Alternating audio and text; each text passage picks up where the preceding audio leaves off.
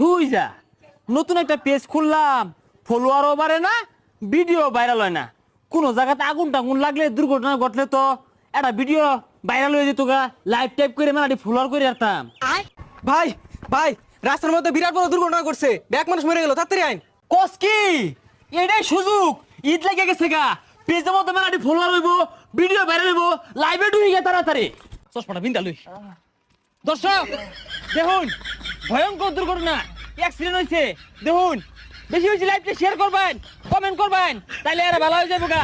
যত বেশি ফলো দিবেন, শেয়ার করবেন, লাইভটা সবাই দেখুন, সবাই যুক্ত হন। দেখুন কেনতে কত বড় দুর্ঘটনা করছে ভাই। দুর্ঘটনা কিভাবে ঘটলো? আরে ভাই হসপিটাল পরে দুর্ঘটনা কিভাবে ঘটলো এটা কই? ভাই এটা কি করতা শুন, ওর তো হাসপাতালে নিয়ে লাগবো।